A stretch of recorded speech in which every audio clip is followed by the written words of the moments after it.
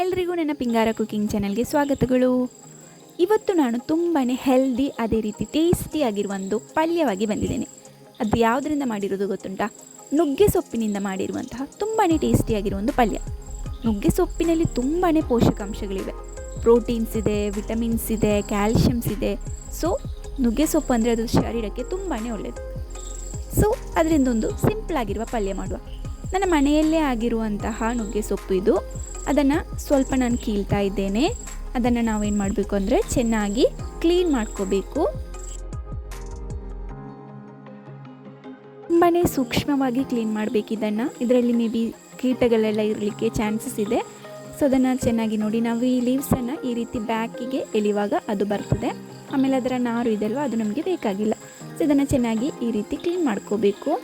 ಬೇಗನೆ ನಮಗೆ ಕ್ಲೀನ್ ಮಾಡಿ ಆಗ್ತದೆ, ಆದರೂ ನಾವು ಅದನ್ನು ಚೆನ್ನಾಗಿ ನೋಡಿ ಮಾಡಬೇಕು. ಇನ್ನು ಇದಕ್ಕೆ ಬೇಕಾಗಿರುವುದು ಅರ್ಧದಷ್ಟು ನೀರುಳ್ಳಿ ನಾನಿಲ್ಲಿ ತಗೊಳ್ತಾ ಇದ್ದೇನೆ. ಅದನ್ನು ನಾವು ಚೆನ್ನಾಗಿ ಕೊಚ್ಕೋಬೇಕು.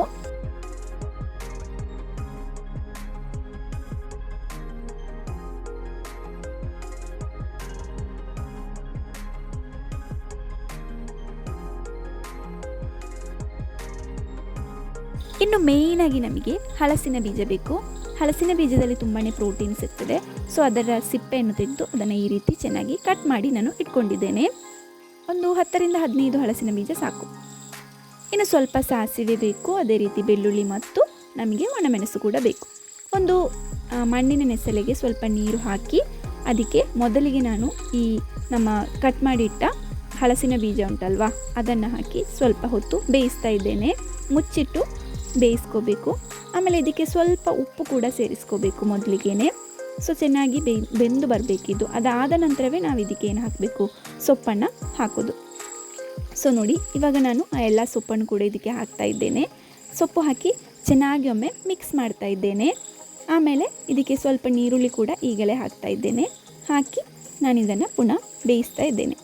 ಆಲ್ಮೋಸ್ಟ್ ಬೆಂದು ಬರುವಾಗ ನಮಗೆ ಇದಕ್ಕೆ ತೆಂಗಿನ ತುರಿ ಕೂಡ ಹಾಕಲಿಕ್ಕೆ ಬೇಕು. ಸೊ ಅದಕ್ಕೋಸ್ಕರ ನಾನಿಲ್ಲಿ ತೆಂಗಿನ ತುರಿಯನ್ನು ತುರಿತಾ ಇದ್ದೇನೆ.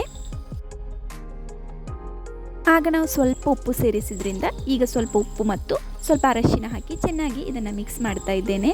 ಇನ್ನು ನಮ್ಮ ತೆಂಗಿನ ತುರಿಗೆ ಒಂದು 2 ಮೆಣಸಿದೆ ಅಲ್ವಾ, ಒಣಮೆಣಸು, ಅದನ್ನು ಹಾಕಿ ಚೆನ್ನಾಗಿ ಮಿಕ್ಸ್ ಮಾಡಿ ಅದನ್ನು ನಾವು ನಮ್ಮ ಪಲ್ಯಕ್ಕೆ ಹಾಕ್ತಾ ಇದ್ದೇವೆ. ಆಮೇಲೆ ಅದನ್ನು ಕೂಡ ಚೆನ್ನಾಗಿ ಒಮ್ಮೆ ಮಿಕ್ಸ್ ಮಾಡ್ತಾ ಇದ್ದೇವೆ. ಸೊ ನಮ್ಮ ಪಲ್ಯ ಆಲ್ಮೋಸ್ಟ್ ಇಲ್ಲಿ ರೆಡಿಯಾಗಿದೆ. ಇನ್ನು ಇದಕ್ಕೆ ಒಂದು ಒಗ್ಗರಣೆ ಕೂಡ ಹಾಕಿದರೆ ತುಂಬಾ ಟೇಸ್ಟಿ ಮತ್ತು ಹೆಲ್ದಿಯಾಗಿರುವಂತಹ ಪಲ್ಯ ಇಲ್ಲಿ ತಯಾರಾಗ್ತದೆ.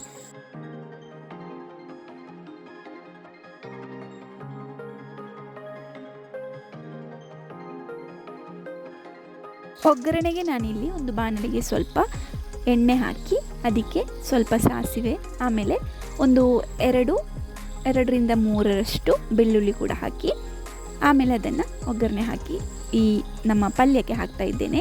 ಸೊ ಇವಾಗ ನಮ್ಮ ಟೇಸ್ಟಿ ಹೆಲ್ದಿಯಾಗಿರುವ ಪಲ್ಯ ತಯಾರು.